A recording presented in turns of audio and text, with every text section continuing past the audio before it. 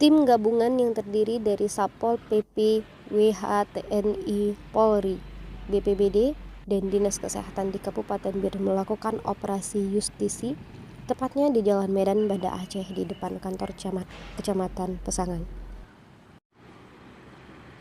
Operasi justisi ini menyasar pengguna jalan melintas di jalan raya, baik pengguna sepeda motor maupun mobil pribadi dan mobil angkutan umum. Dalam razia kali ini, petugas berhasil menjaring sebanyak 102 orang melanggar prokes dengan tidak menggunakan masker.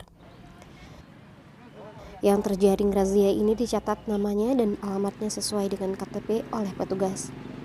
Sedangkan bagi pelanggar yang belum mempunyai KTP ataupun masih remaja, disuruh membaca ayat-ayat pendek dan Pancasila. Salah satu pelanggar, Iksan, mengatakan bahwa dirinya ketinggalan maskernya saat berpergian. Dia juga sangat mendukung kegiatan operasi justisi ini.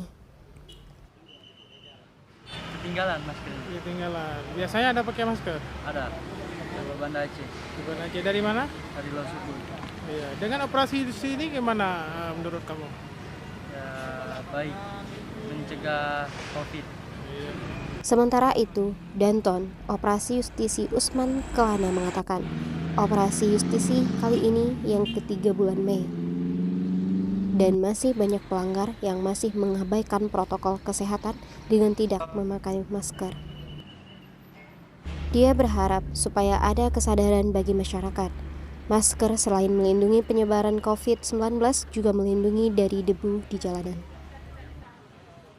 Ini merupakan justisi yang ketiga kali dilakukan di bulan Mei. Bahwa hari ini banyak sekali kita lihat yang terjaring. Ada sekitar 102 orang yang terjaring. Kita tekankan kepada persuasif, yakni kita suruh baca Pancasila, ayat-ayat pendek dan sebagaimana yang diperintahkan oleh Bapak Kasat Pol PP, Pak Khairul Abid, bahwa tindakan ini tetap persuasif. Tapi kita tekankan kepada penekanan kepada pelanggar prokes. Kita harapkan kepada masyarakat umum, terutama yang bepergian, setiap keluar rumah diharapkan memakai masker. Sekurang-kurangnya bisa melindungi dirinya dari asap kendaraan, kemudian debu-debu jalanan. Di samping kita menjaga penyebaran penyakit yang sangat berbahaya itu COVID-19.